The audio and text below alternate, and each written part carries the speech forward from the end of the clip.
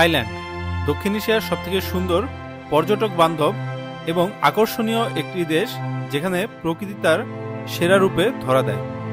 স্বচ্ছ নীল জলরাশি, সবুজ পাহাড়ের গম্ভীরতা আর ঐতিহ্যবাহী সংস্কৃতির মেলবন্ধনে গড়ে উঠেছে এ দেশটি। বিশ্বজুড়ে পর্যটকদের স্বর্গরাজ্য হিসেবে পরিচিত থাইল্যান্ড তার সৌন্দর্য আর আতিথেয়তার জন্য সবসময় আকর্ষণের কেন্দ্রবিন্দু। দেশটির রাস্তাঘাট থেকে শুরু করে অভিজাত রেস্তোরাঁ, সবখানেই মুখরোচক খাবারের বিশাল সমারোহ।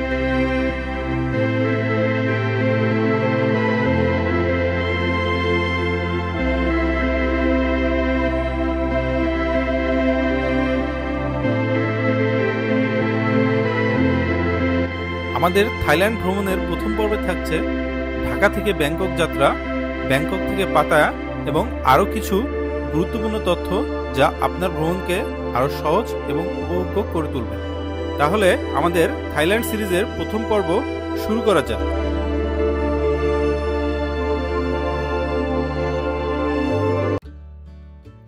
সকাল সকাল উবার নিয়ে নিলাম এয়ারপোর্টের উদ্দেশ্যে। আমরা যাচ্ছি ঢাকা থেকে ব্যাংককে। আমাদের ভিডিও যদি ভালো লাগে তাহলে অবশ্যই আমাদের চ্যানেলকে সাবস্ক্রাইব করে নোটিফিকেশন অন করে রাখুন, যেন পরবর্তীতে যে কোনো ভিডিও সবার প্রথমেই দেখতে পারেন।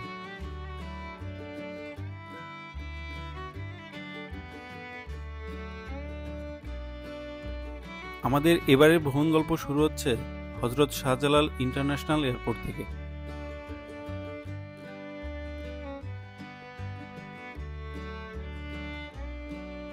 এয়ারপোর্টে প্রবেশ করে আমরা ব্যাগ ড্রপ করে আমাদের বোর্ডিং পাস নিয়ে নিলাম।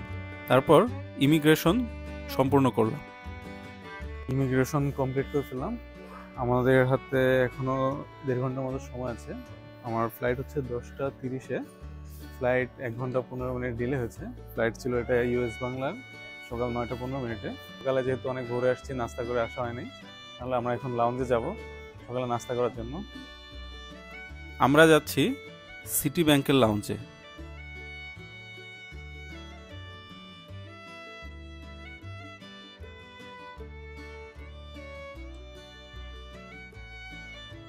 লাউঞ্জটা খুবই সুন্দর, পরিপাটি। Boiled egg, pancake, sausage,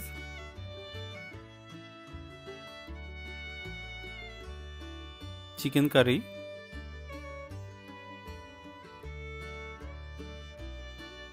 beef tehari, vegetable, paratha, cornflakes, বিভিন্ন রকম ফ্রুটস আর সালাদ ছিল সকালের নাস্তায়।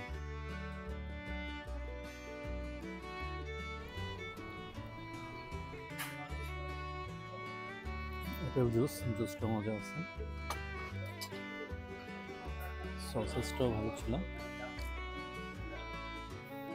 আমরা কফি দিয়ে লাউঞ্জের ব্রেকফাস্ট শেষ করলাম। আমাদের ফ্লাইটের সময় হয়ে গেছে। আমরা ইউএস বাংলার বাসে করে আমাদের প্লেনের কাছাকাছি যাচ্ছি। ইউএস বাংলার সাথে এটাই আমার প্রথম ইন্টারন্যাশনাল ভ্রমণ। দেখি প্রথম ইন্টারন্যাশনাল ভ্রমণের অভিজ্ঞতা কেমন হয় ইউএস বাংলার সাথে। আমরা আমাদের থাইল্যান্ডের ভিসা করেছিলাম একটা এজেন্সির সাহায্যে। তখন অবশ্য ই ভিসা ছিল না, কিন্তু এখন জানুয়ারি 2 তারিখ থেকে ই ভিসা চালু হয়েছে। এখন ভিসা প্রসেস আরও সহজ হয়েছে এবং ভিসা ফি মাত্র 3500 টাকা। সিটটা একটু চাপা চাপা 3 জনের জন্য, তো এইখানে সুন্দর ট্রে আছে, ট্রেটা ভালো। এখানে কিছু রুলস, সেফটি রুলস দেওয়া আছে, নির্দেশনা দেওয়া আছে। এখানে একটা মোবাইলের চার্জার পয়েন্ট দেওয়া আছে দেখতে পাচ্ছি।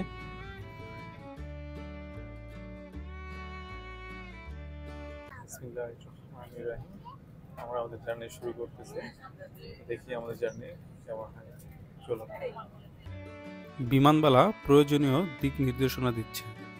আমাদের 2 জনের জন্য ঢাকা টু ব্যাংকক যাওয়া আসার খরচ পড়েছে 64,000 টাকা। তবে বেশ কিছুদিন আগে টিকিট কাটলে আরও কমে কাটা যেত।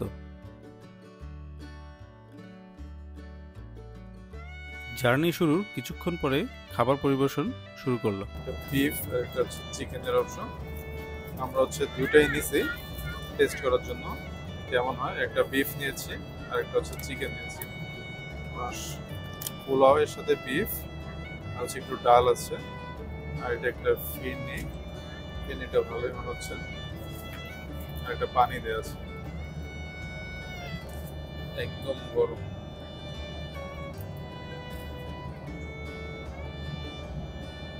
আমার কাছে মনে হচ্ছে চিকেনটা ভালো, চিকেনের সাথে ভেজিটেবল দাও। চলেন দেখি খাবারটা তাহলে কেমন। খাবারটা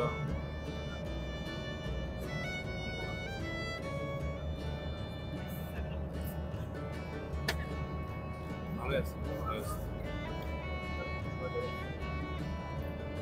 চিকেন ফ্রাইড রাইস আমার হচ্ছে বিফ থেকে এটাই বেশি ভালো, এটা বেশি মজা ছিল।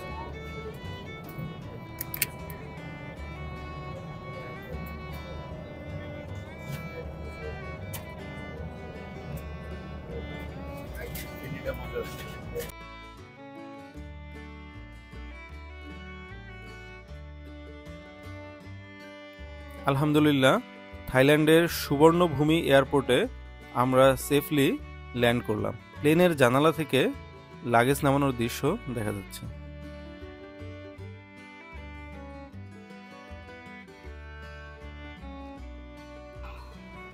Welcome to Thailand. সুবর্ণভূমি এয়ারপোর্ট থেকে বলছি। আমরা এইমাত্র ল্যান্ড করলাম। এখন হচ্ছে অনেক দূরে হাঁটতে হবে মনে হচ্ছে, যদিও চলন্ত সিঁড়ি আছে, খুব একটা সমস্যা হচ্ছে না। আমরা এখন ইমিগ্রেশন করবো।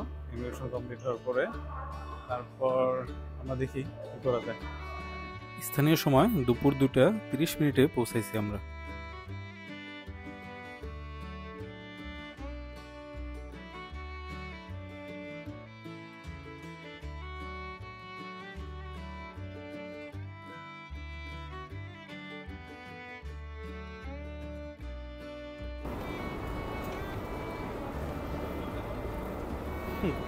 আমরা আসার সাথেই আমাদের লাগেজ পেয়ে গেছে আগে।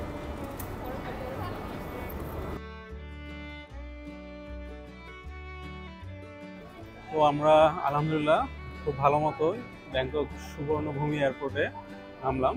আমাদের ইমিগ্রেশনটাও খুব স্মুথলি শেষ হয়েছে, কোনো কিছু জিজ্ঞেস করে নেই। আমাদের কাছে booking copy, hotel booking copy, NOC সব কিছুই ছিল, ওনারা কিছুই দেখতে চায়নি, শুধু পাসপোর্ট আর বোর্ডিং পাস নিয়েই ছেড়ে দিয়েছে।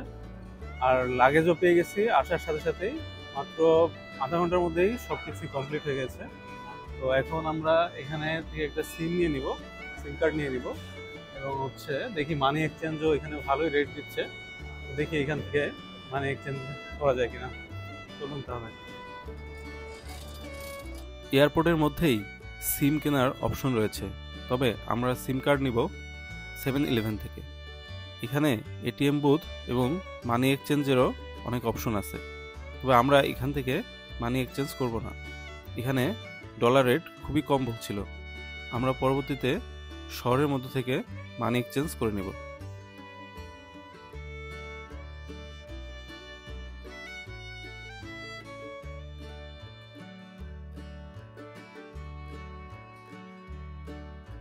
আমরা যাচ্ছি এখন 7-Eleven-এ, ওখান থেকে আসলে সিম কার্ড কিনবো।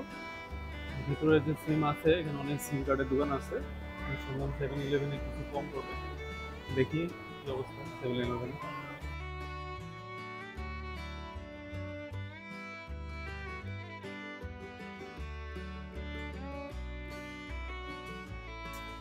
এয়ারপোর্ট থেকে বের হয়ে 8 নম্বর গেট দিয়ে বের হয়ে 1 সিঁড়ি উপরে উঠলেই 7-Eleven পেয়ে যাবেন। এটা হচ্ছে একটি সুপার শপ, এখানে আপনি বিভিন্ন খাবার জিনিস পেয়ে যাবেন এবং এখানে সিম কার্ডও পাওয়া যায়। দেখি এখানে কি অবস্থা, সিম কার্ড পাওয়া যায় কিনা।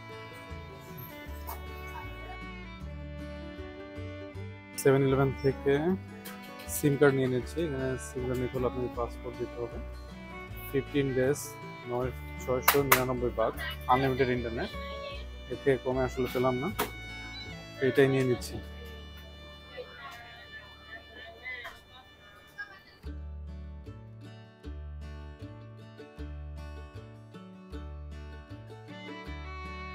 এয়ারপোর্টে মুসলিমদের সুন্দর নামাজ পড়ার ব্যবস্থা আছে। নিচে অনেকগুলো টিকিট কাউন্টার দেখতে পাচ্ছি বাসের। তো আমরা এখন যাব ডিরেক্টলি ব্যাংকক থেকে পাতায়া। তাহলে চলুন দেখি ডিরেক্টলি পাতায়ার কোনো বাস পাওয়া যায় কিনা। এখান থেকে আপনারা ট্যাক্সি বা গাড়ি ভাড়া করেও যেতে পারেন, কিন্তু আমরা এখান থেকে বাসে যাব। এয়ারপোর্টের 8 নম্বর গেটের ওইখানেই এই কাউন্টারগুলোর অবস্থান। পাতায় টিকিট করে নিলাম এখান থেকে 190 বাত করে। তো হচ্ছে আমি 300 বাত করে নিলাম, যেটা হচ্ছে আমাকে ডিরেক্ট হোটেল পর্যন্ত পৌঁছে দিবে। ওইখানে গিয়ে আসলে ট্যাক্সি নিয়ে আবার হোটেল পর্যন্ত যাওয়া যে ভাড়া, ওর থেকে একবারে ডিরেক্ট হোটেল পর্যন্ত নিয়ে নিলাম 300 বাত করে। এখানে দেখতে পাচ্ছি পতাকা উড়িয়ে একটা ট্যুরিস্ট গ্রুপ যাচ্ছে।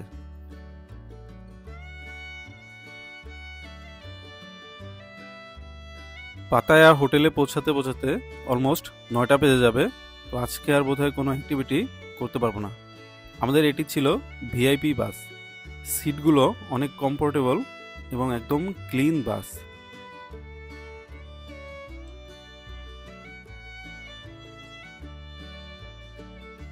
জানালার গ্লাসগুলো একদম ক্লিন, জানালা দিয়ে সুন্দরভাবে বাইরের দৃশ্য দেখা যাচ্ছে। এয়ারপোর্টে ল্যান্ড করে ইমিগ্রেশন কমপ্লিট করে সিম কিনতে কিনতে আমাদের অলমোস্ট 4টা বেজে গিয়েছে। তো আমরা এসে পাতায়ার টিকিট পেলাম 6টা 30 মিনিটে।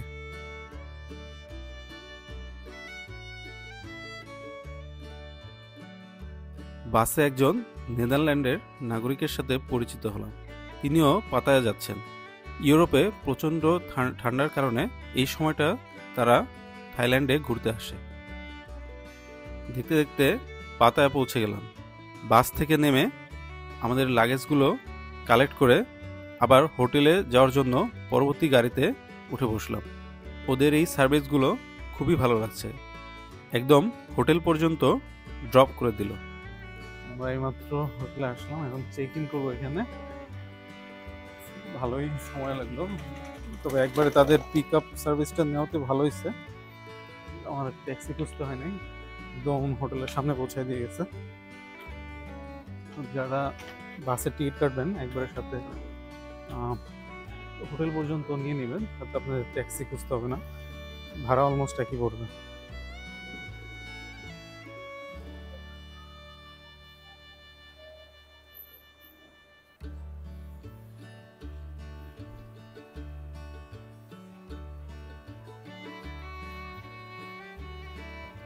হ্যালো, আমরা ঢাকা থেকে এগারোটা থেকে হোটেল বুক করে এসেছি।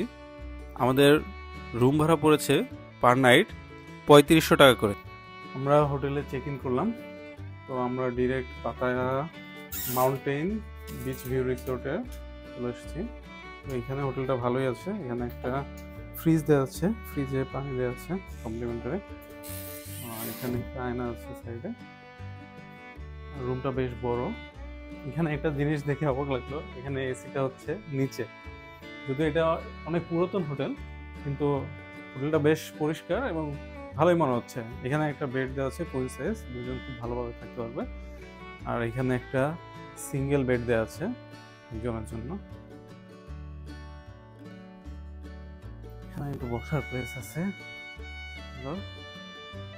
এখানে একটা আয়না আছে, টেবিল আছে, পানি গরম করার সিস্টেম আছে, কিন্তু কমপ্লিমেন্টারি চা কফি নাই। এখানে হেয়ার ড্রায়ার আছে। ওয়াশরুমটা বেশ বড় এবং সুন্দর, ওয়াশরুমটা পরিষ্কার করি। এখানে কমপ্লিমেন্টারি কটন বার, তারপর হচ্ছে এখানে শ্যাম্পু, তারপর হচ্ছে শাওয়ার জেল, এগুলো দেওয়া আছে। এটা হচ্ছে শাওয়ার প্লেস, জায়গাটা আলাদা, খুবই ভালো লাগছে এটা।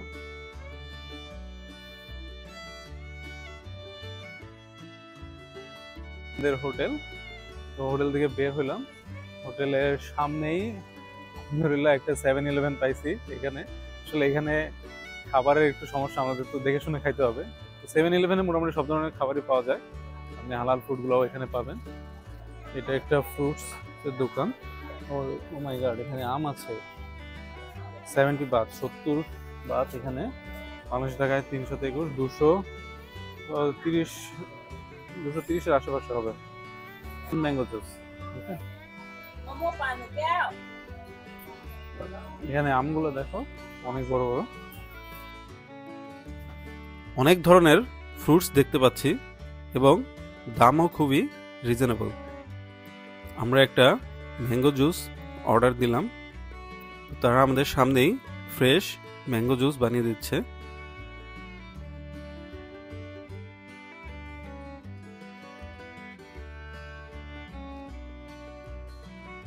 ফ্রেশ ম্যাঙ্গো জুস, আপনি আমটা দেখেন এখানে কত সুন্দর, অনেক বড় আম।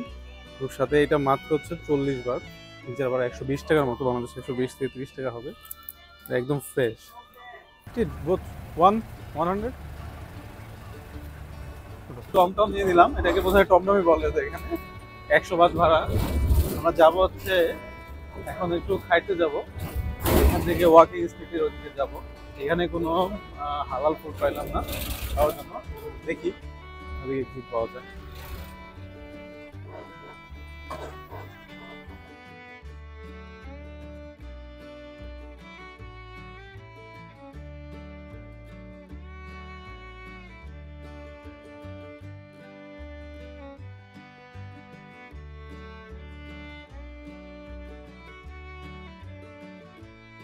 খোঁজাখুঁজি করে একটা রেস্টুরেন্ট পাইলাম এখানে, এটা অ্যারাবিক রেস্টুরেন্ট। পাকিস্তানি খাবার আছে, ইন্ডিয়ান খাবার আছে এবং হালাল খাবার। আমার নিয়েছি চিকেন, আর সেটা হচ্ছে বাসমতি চালের পোলাও এটা। আর আমাদেরকে দেখে একজন ইন্ডিয়ান ছিল, তো একজন পাকিস্তানিও ছিল। আমাদের একটা স্যুপ দিয়েছে, এটা কমপ্লিমেন্টারি। তো খাবারটা দেখে ভালোই মনে হচ্ছে, সালাদ দিচ্ছে। আমাদের খাবারের প্রাইস ছিল 240 বাত। চিকেন সাথে হচ্ছে বাসমতি চালের রাইস। মজা আছে, হচ্ছে ভালো যাবে।